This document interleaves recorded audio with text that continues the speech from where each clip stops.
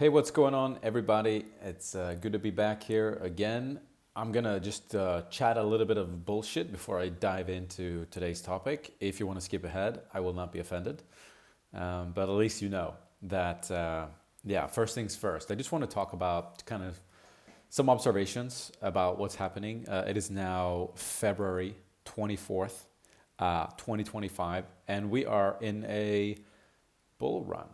And the sentiment is pretty terrible, and people seem quite disappointed. People have lost money, and just general feeling this negativity in the air, or like depression almost. Just an observation, right? Don't really know what to do with that right now, but just sharing what's happening. And the other thing that I think is interesting, just from a long term perspective, is the fact that Trump is now in the office, right, in the US. You've got the biggest economy in the world, who, if you guys have been paying attention to Operation Choke Point 2.0, you know that there was a concerted effort by the Biden administration to effectively kill the crypto industry. They were calling banks and saying, hey, this guy's running a crypto company, like shut down his accounts. And it also turns out that a lot of the banks have been wanting to get into crypto, but have basically been unable to do so because the government was against it. And now you've got this complete 180 where David Sachs, who I believe was part of the PayPal mafia, has been put in charge to basically make the US into, the number one, both in terms of crypto and in AI. And I think this is fantastic for our industry, right? And long term, I think this means that we're going to see a lot more businesses coming out of the US in crypto, and hopefully also we're going to see a lot more investment into the industry that maybe was sidelined before, that maybe wanted to go into crypto but purposely didn't because of what's happening. And if you look at the fundraising for the last couple of months, I believe February specifically has not been so good so far, but there's been a lot of money flowing into crypto again. So right now, people seem a little bearish. There's this kind of negativity in the air, but I think long-term things are looking sort of better than ever. And I'm pumped to be in this industry, and I'm very happy that I've stuck it out through the difficult times. And with that said, I wanted to touch on a topic that's in my book that, so I've been a little quiet on the content side. Essentially, you wouldn't believe like the quality of the people that are watching this channel and the quality of people that come to me that I've now have as clients. And some of you are watching this right here, right now. And I'm very thankful to have you as a client if that's the case. And like the praise that I get for this channel is like way more than you think. And the common thing that I hear, like I do a lot of calls, right, with different types of founders and whatnot, is that, oh man, your channel's so great, like you should have, 10 times more subscribers. But one thing that I want to point out to you, which is part of this topic for today, is that you actually don't need a big audience. Like my business is much bigger than you think, based on what you see from my tiny 3,500 subscriber YouTube channel, which is, by the way, my main acquisition channel for getting new clients, for helping, mostly in a consulting capacity where I help projects put together their marketing plan. But I'm also offering like a fractional CMO service in some cases where I'm a little bit more hands-on. But my point is that you don't need a big audience to achieve what you want to achieve, probably much smaller than you think. Now, the key is my point is like you can have a small audience, but the key is that you have to make stuff that's great, not good. Good doesn't cut it anymore. There was probably a time where good used to cut it. And in fact, this has been one of the biggest things that I've had to change personally in my personality in order to get better results. Because I literally used to fight with my old business partner where he was like a bit of a perfectionist and I was like, good enough is perfect. Like that's literally the line that I was repeating myself. And what I've learned is that good enough is not perfect. I think there is a time and a place for people that talk themselves out of making progress because the thing isn't perfect. For that person, maybe that's a good line to tell themselves to just like put the thing out there. But I absolutely have enough evidence to say that it is much better to put 5 to 10 times more effort into a thing that you're working on that's important, that can play a big role in what you want to achieve.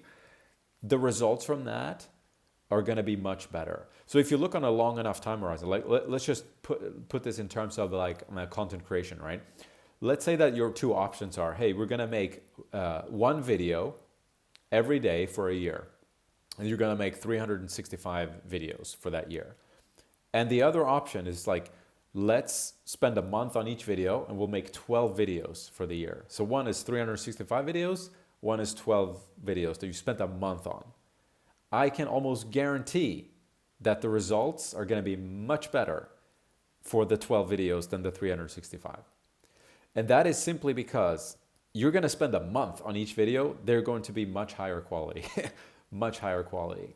And my thing is that if you just do this once, maybe it doesn't pan out in your favor. But on a long enough time horizon where you kind of have, math in your favor, in the sense that the statistical probability that something that you've put a lot of time into is going to pop off versus like something you just slinging out with like not much thought to it, chances that something there goes viral, I think are, or I'm not even talking in terms of virality. I kind of hate this term actually, but the fact that like that you just put enough time into something to make it great, so that when somebody watches it, it is actually great. Like they get more out of it.